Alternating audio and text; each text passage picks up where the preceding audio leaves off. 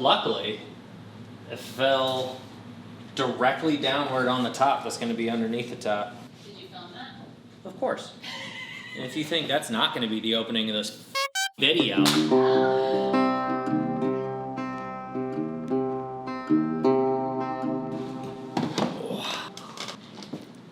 Oh, that's still very hot. Yeah, changing it up today a little bit because sometimes you change it up. Sometimes you use a different mug. Sometimes the setup is the setup and you're in the middle of a multi-part cabinet series build and you just need to shake up the intro. That being said, let me explain to you exactly what I'm doing right now. All right, so in light of the old whoopsie poopsie that happened last night, I decided to wear the KJ Sawdust shirt because who doesn't love a good cabinet drop? Oh.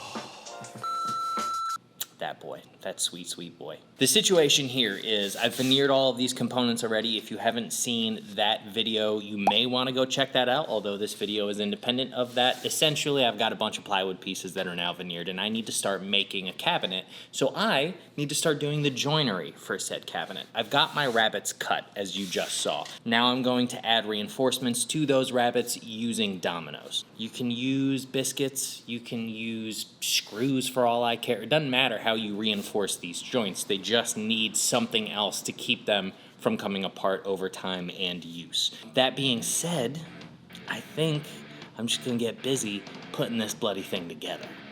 So let's go.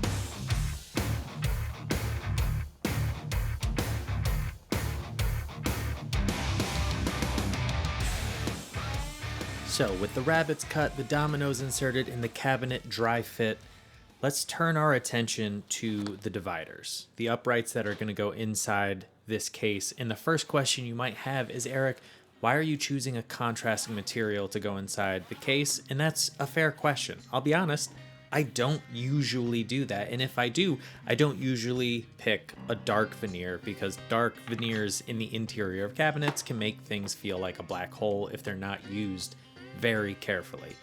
However, the veneer that I chose for the exterior of the cabinet is a rare thing to get your hands on, and I didn't have enough to do the entirety of the inside of the cabinet, or I might have chosen differently.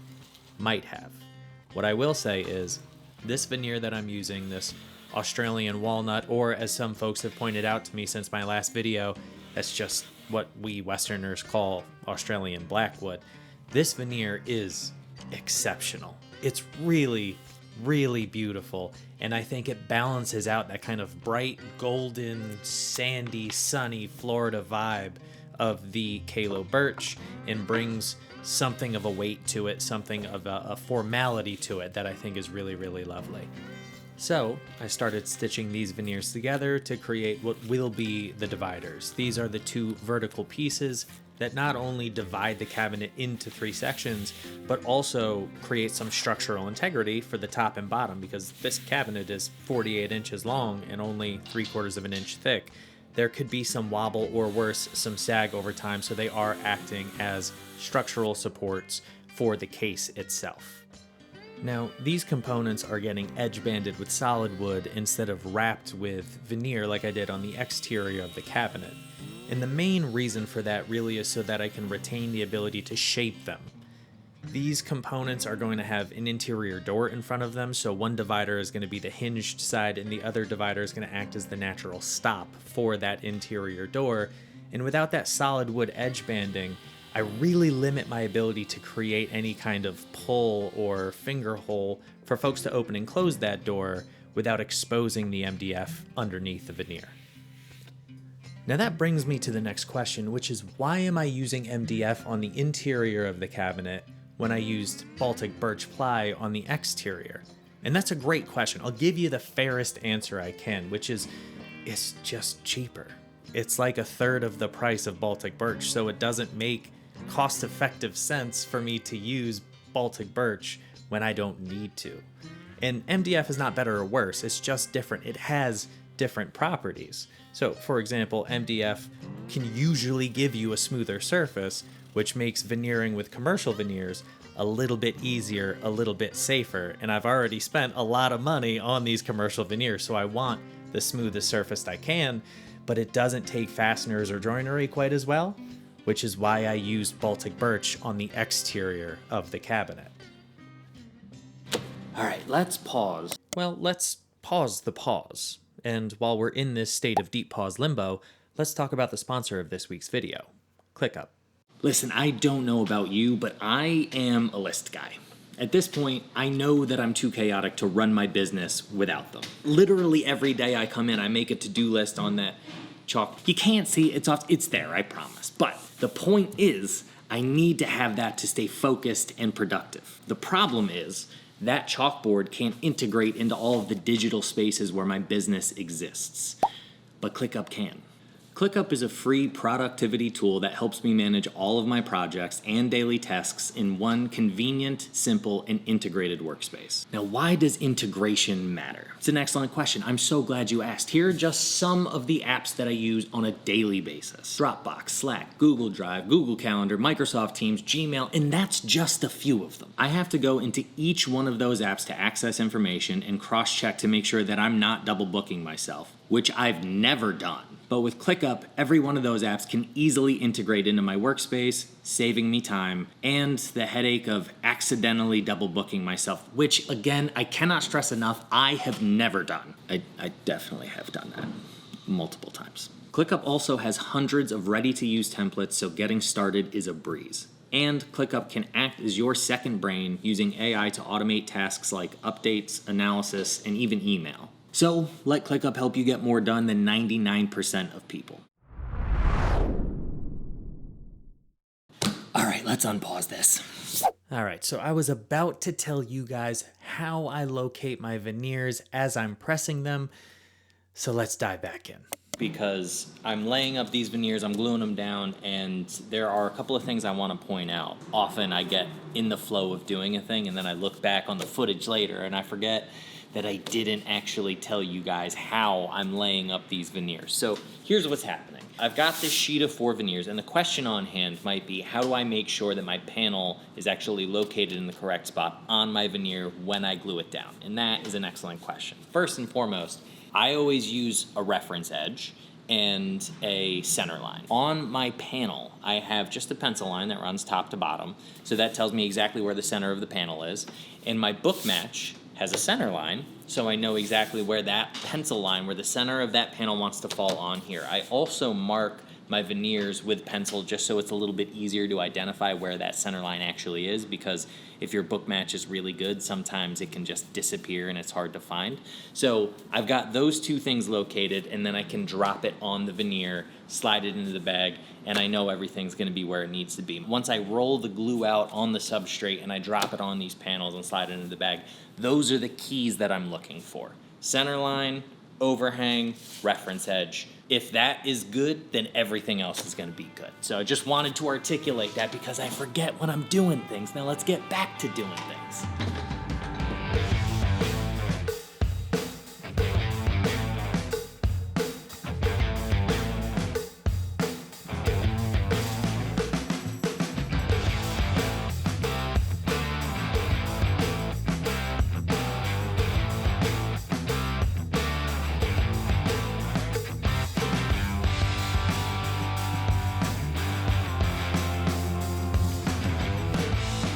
Listen, I know I'm a weirdo, but do y'all ever have those moments where you just look at a thing and you go, God damn, that's a beautiful thing. It's a beautiful species, and it's a delight to be able to work with it. It's beautiful. That's all, just a wood nerd moment.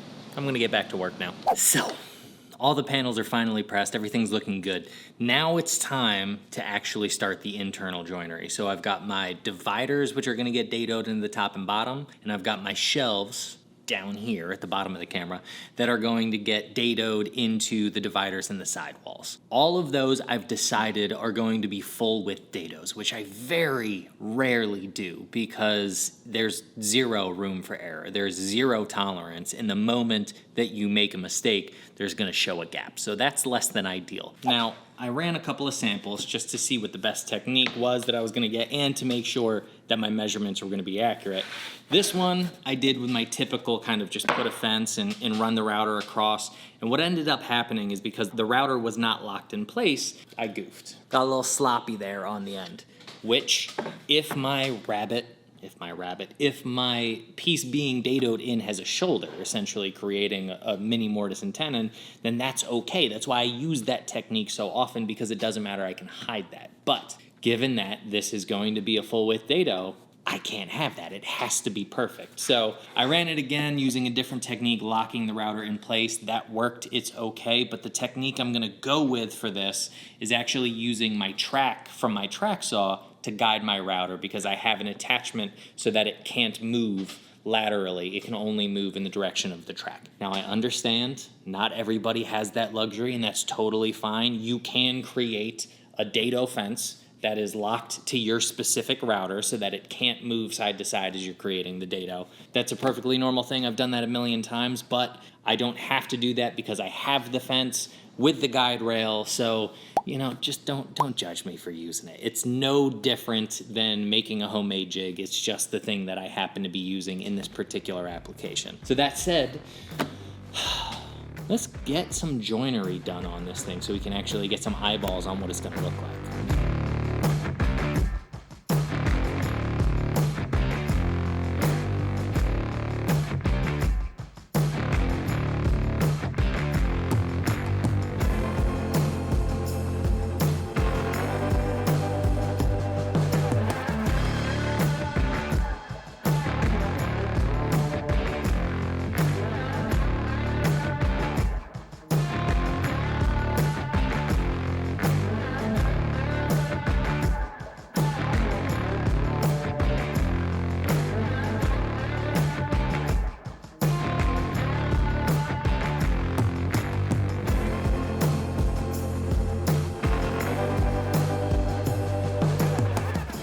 Okay, so currently I'm sanding the panels, and I want you to understand why I made these dados a little too tight, a smidge too tight, because they're full width dados, and of course the more material you take off the thickness of the piece, the looser that joint's gonna get. So, as an example, here's the right hand vertical. So I pop this in here. It's snug as a bug in a rug, like to the point where I can't actually bottom this out, which obviously is no bueno because they need to be bottomed out. It's a little too tight. Now, here's the left-hand panel. The only difference is I just sanded this with 80 grit. I didn't sand overly aggressively. I did slightly taper these edges, just kind of overhung the sander a little bit more than I normally would. But otherwise, the dados are exactly the same. I used the same spacer, and the panels are obviously exactly the same. And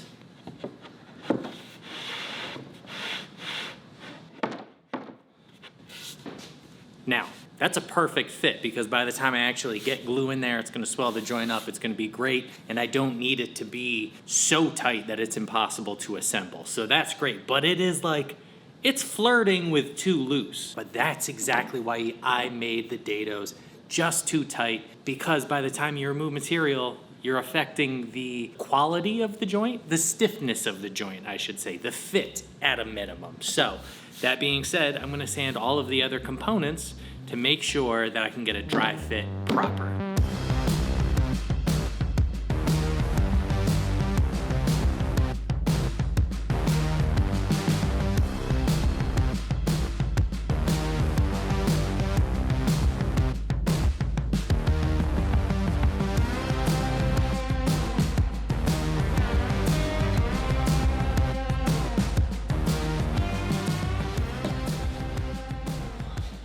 Well, things are looking pretty good. Things are coming along nicely. And listen, I'll be perfectly honest with you. As I said at the end of the last video, I was really hesitant to start work on this piece because I feel like I couldn't see where it was going, and I couldn't get a sense of whether or not it was going to be good or just boring. And seeing these components start to coalesce into an object, it's starting to get me excited. This is where like the doing the work creates the momentum rather than waiting for the momentum or the spark to start the work. So I'm really quite pleased with how this is starting to come together. I think this walnut and this birch are really playing nicely together.